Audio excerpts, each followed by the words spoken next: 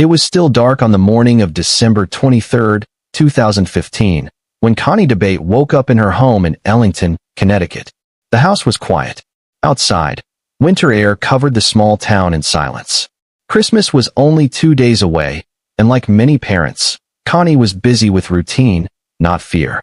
She got her 2 young children ready and drove them to daycare, just like any other weekday. To the staff, she looked calm. Nothing about her behavior suggested danger. She kissed her kids goodbye and left, planning to return home before work. It was supposed to be a normal morning. At around 9 a.m., Connie arrived back at her house. She sent a simple text message to her husband, Richard Dabate, saying she was home and going to take a shower. That message would later become one of the most important clues in the entire case. A short time later, everything changed. Police received a 911 call reporting a home invasion. The caller said there had been a struggle inside the house. When officers arrived, they found a scene that did not match the peaceful town around it.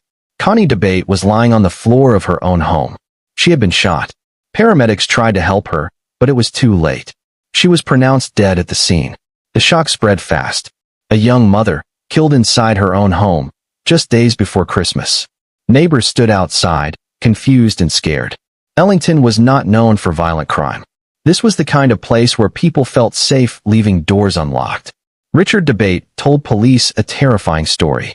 He said a masked intruder broke into the house while he was home. According to him, the attacker shot Connie, then tied him up and fled. He described a violent struggle, fear, and total helplessness.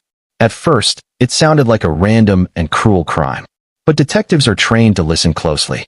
Even in the first hours, small details began to raise quiet questions. There were no signs of forced entry. Nothing valuable appeared to be missing. The house did not look like it had been searched or rushed through. For a robbery, it felt strangely clean. Then there was the timeline. Connie's final text message showed she was alive after returning home. Richard's version of events depended on exact minutes, exact movements. Police began to ask simple questions. What time did the intruder arrive? Where was Richard standing? How long was he tied up? The answers were not always clear. Detectives noticed that Richard's story shifted slightly each time he spoke. Small changes, but enough to matter. In real crimes, those changes can mean stress, or they can mean lies.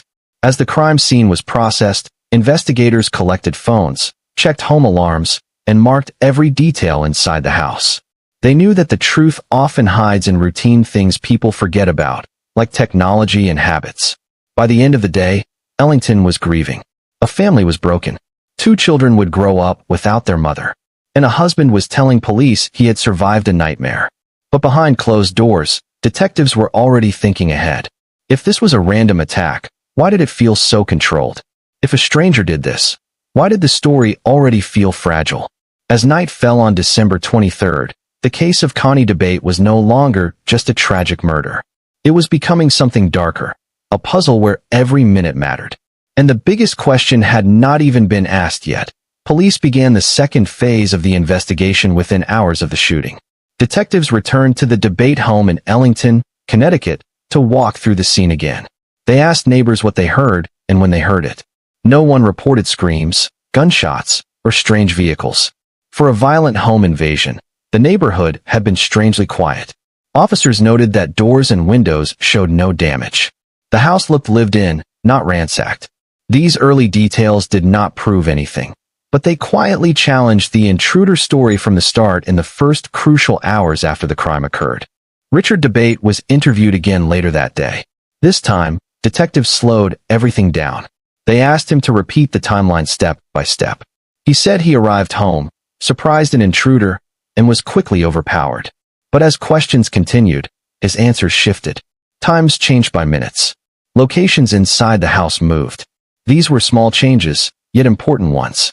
Experienced investigators know real memories stay steady. Fabricated stories often bend under pressure. By the end of the interview, detectives wrote careful notes and shared quiet looks that suggested deeper concerns forming behind professional calm during the long winter afternoon hours. Attention then turned to technology.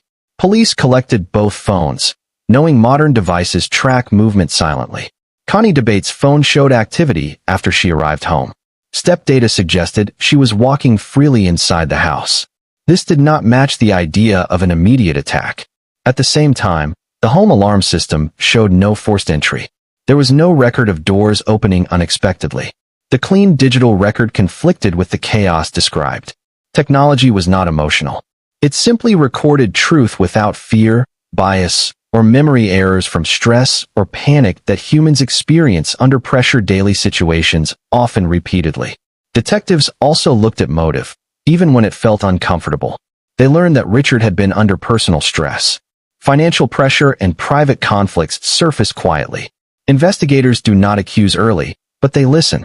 A spouse is always examined closely in home murders. This does not mean guilt, only responsibility to facts. Friends described Connie as trusting and routine-driven. She believed her home was safe. That trust may have placed her directly in danger without warning during ordinary moments when no threat was expected by her loving family or community members nearby. That morning at home alone, unexpectedly tragically. By the second night, the case felt heavier. Detectives created a minute-by-minute timeline on whiteboards. Every movement mattered. They compared Richard's words to phone data and alarms. Gaps appeared. Some minutes had too much activity. Others had none. These gaps raised silent alarms in trained minds. This was no longer about what was said, but what could be proven. The story of a masked stranger began to weaken under careful review and quiet logic as investigators prepared for difficult decisions that would soon reshape the entire direction of the investigation, completely moving forward toward truth, alone slowly unfolding. As Christmas approached, pressure grew. A town mourned while police questioned harder. Connie's family waited for answers. Children asked where their mother was. Detectives knew time mattered, but truth mattered more. They believed the case was no longer about an unknown intruder. It was about trust, betrayal, and evidence. Before any arrest, they needed certainty. One question stayed at the center of every meeting.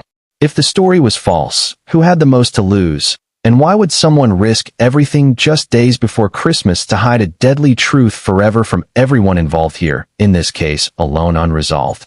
As investigators pushed deeper, the focus slowly shifted away from strangers and toward the life Richard Dabate kept hidden. Detectives began reviewing his phone records, work emails, and text messages. What they found changed the direction of the case completely. Richard had been having an affair with a co-worker for months. The messages were not casual. They talked about love, escape, and a future without his wife. This discovery introduced motive, something the intruder story never explained. Police learned that Richard had told his co-worker that his marriage was over. He claimed Connie was controlling and that divorce was coming soon. None of this matched reality. Friends and family said Connie believed her marriage was stable. She had no idea her husband was planning another life. This contrast between truth and lies became a major red flag for investigators who now saw clear emotional pressure building behind the scenes. The timeline became even more disturbing when detectives reviewed deleted messages. Richard had searched online for information related to home invasions and gun use. These searches were not random. They showed planning. Investigators believed the idea of a fake break-in did not happen by chance. It was thought out carefully. Every new detail pulled the case further away from coincidence and closer to intent. Meanwhile, Connie Dabate's daily routine was reconstructed by police. She was predictable, careful, and trusted her home. She followed the same pattern most mornings. That predictability made her vulnerable. Investigators believe she walked into a trap created by someone she trusted the most. The idea that the danger was already inside the house shook even experienced detectives. Interviews continued. Richard was brought in again and confronted with evidence. He denied the affair at first, then admitted parts of it when shown proof. His emotional reactions seemed controlled. There was no visible shock when detectives discussed the possibility of digital evidence contradicting him. This calm response raised concerns. Innocent people often react with confusion or anger. Richard appeared prepared. Detectives also interviewed the co-worker involved in the affair. She told police that Richard said his wife would soon be gone from his life. At the time, she believed he meant divorce. After Connie's death, those words took on a darker meaning. Her statement became one of the most powerful turning points in the case. By now, the investigation was no longer quiet. Prosecutors were consulted. Experts reviewed the digital data. Every step Richard claimed to have taken that morning was compared against phone movement records. The story he told could not survive this level of detail. Too many actions happened when he said he was restrained. Too many minutes were unexplained. As pressure increased, police understood they were dealing with betrayal, not panic. This was not a crime of fear. It was a crime built on lies, desire, and planning. Connie's life ended not because of chance, but because of choice. The case now stood on a thin line between suspicion and arrest. Detectives believed they knew what happened, but belief was not enough. They needed proof that could not be argued away in court. That failure, detectives believed, would be hidden inside the smallest detail, something overlooked in panic but recorded by machines. They returned again to timelines, sensors, and silent data, knowing that technology does not forget. Somewhere in the numbers was the moment where the lie collapsed and the truth finally revealed itself clearly. Justice depended on finding it soon. That be why the time investigators entered the fourth phase of the case. They no longer focused on stories. They focused on data. The phones, home systems, and digital records became the center of the investigation. Unlike people, technology does not forget. It does not panic. It records everything quietly. Detectives rebuilt the morning of December 23, 2015, minute by minute. They studied movement data from cell phones and matched it against alarm logs. Richard Dabate claimed he was tied up and helpless. The data told a different story. His phone showed movement when he said he could not move. Steps were counted. Timestamps lined up. The numbers did not lie. Investigators then turned to Connie Dabate's phone. It showed activity inside the house after she arrived home. This proved she was alive longer than Richard claimed. Her steps stopped suddenly, matching the moment she was shot. That moment became critical. It placed Richard free inside the house at the exact time of the killing. Home security data added another layer. No doors were forced. No windows were broken. The alarm was disarmed normally. This meant no masked intruder entered. The crime scene now pointed inward, not outward. As the timeline tightened, the investigation changed. Prosecutors were brought in to review the evidence. Experts confirmed the data was reliable. Every device told the same story. Richard's account could not exist beside the digital facts. Detectives knew this was the turning point. The case shifted from suspicion to certainty. There was no room left for mistake. Still, they moved carefully. An arrest without preparation could risk everything. Meanwhile, the town waited. Christmas passed under a cloud of fear. Connie's family grieved in silence. Her children were shielded from the details. Police felt the weight of responsibility. They knew the truth. Now they had to prove it. When Richard was questioned again, detectives did not argue. They listened. They let the data speak. Faced with numbers and times, his answers slowed. Explanations grew thin. Silence filled the room. At this stage, investigators understood the case was no longer about what happened. It was about why. The motive had already been revealed. Now the timeline proved how. Technology had done what people could not. It removed emotion. It exposed truth. The final step was approaching. Detectives prepared for an arrest, knowing the next move would change everything. Yet one question remained. Would the man who planned the crime also believe he could outsmart the evidence? The answer would soon be tested in court, where numbers would speak louder than words. For investigators, this was the moment they had worked toward since the first day. Every late night, every reviewed file, led here. The case was ready to move forward, step by step, toward justice. They secured warrants, organized reports, and prepared visual timelines for court. Each chart showed a simple truth. The story of a stranger was gone. Only one person fit every fact. As winter nights grew longer, detectives knew they were close. They felt the pressure of public attention, but they trusted the process. The case was built on proof, not emotion. Soon, a quiet knock would mark the end of freedom for the person responsible. Until then, investigators kept working, knowing the truth was finally ready to stand on its own. The timeline was complete. The lies were exposed. And justice was no longer a question of if, but when. That moment was coming, and nothing could stop it now. The case had entered its final path, guided by facts alone at last for everyone involved. The trial began years after the murder, but the pain felt fresh inside the courtroom. The room was quiet as jurors took their seats and cameras stayed outside. At the center of the case was a simple question. Did the evidence prove that Richard Dabate killed his wife, Or was there still doubt? Prosecutors opened by reminding the jury who Connie Dabate was. A mother, a daughter, a woman who trusted her home and never imagined betrayal would end her life that morning. The state laid out its case slowly and clearly. They did not rely on emotion. They relied on timelines. Jurors saw charts showing phone movements, alarm logs, and step counts. Each piece fit into a clear pattern. Prosecutors explained that this was not a crime of panic. It was planned. The story of a masked intruder was shown to be impossible. Every minute Richard described was tested against digital proof, and every minute failed that test. Witnesses followed one by one. Detectives described early doubts and shifting statements. Technology experts explained how phones track movement. They showed how Connie's phone stopped moving at the moment she was shot. Then they showed Richard's phone still moving when he claimed he was tied up. The courtroom stayed silent as jurors watched the data appear on screens. The numbers spoke without emotion, and that made them powerful. The co-worker involved in the affair testified next. She described secret messages and promises of a future together. She told the jury how Richard spoke about wanting a new life.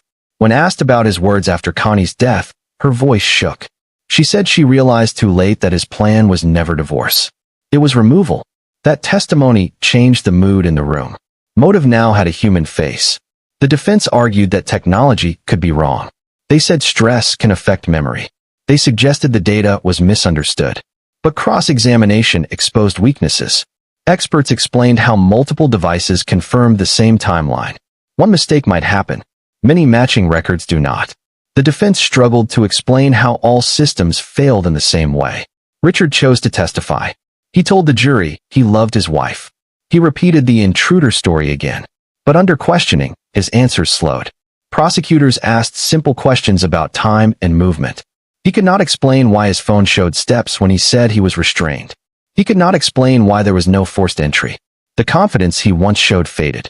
Closing arguments focused on trust and truth.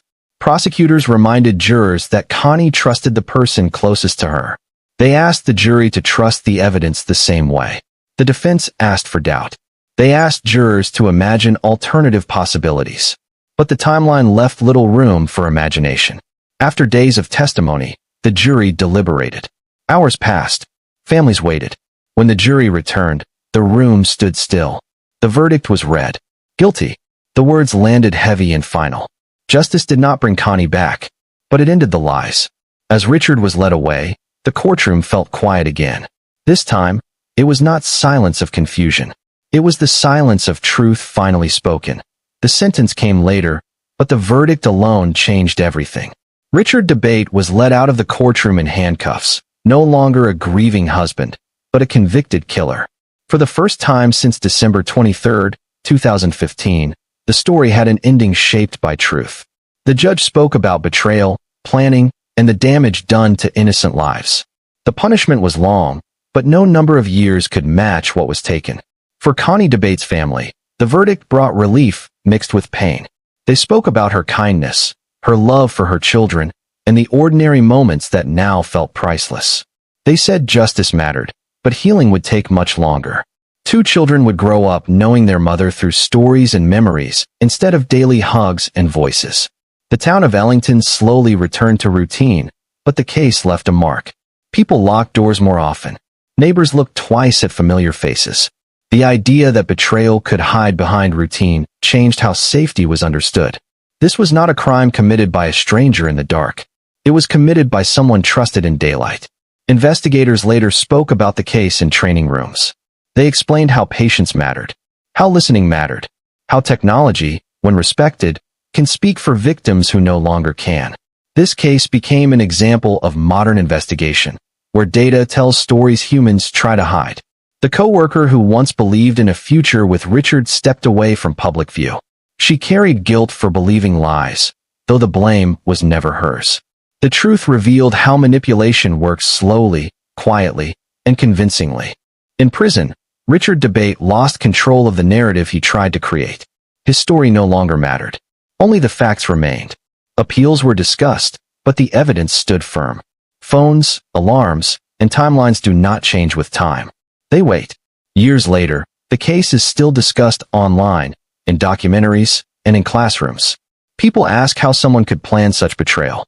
Experts answer that desire, fear, and ego can grow into dangerous choices when unchecked. The lesson is uncomfortable, but necessary. For Connie's children, life moved forward in careful steps. Family surrounded them. Love filled the spaces where answers could not. They learned that justice does not erase loss, but it protects truth. The final chapter of the case is not about punishment. It is about warning. Trust should never blind awareness. Stories should always be questioned. And truth, even when delayed, has a way of rising. As investigators closed the file, one thought stayed clear. Connie Dabate did not disappear into mystery. She was heard through evidence. She was protected by truth. And through careful work, her voice became stronger than the lie meant to silence it forever. The case ended, but its message remained. Betrayal leaves traces. Technology remembers. And truth, once revealed, cannot be undone.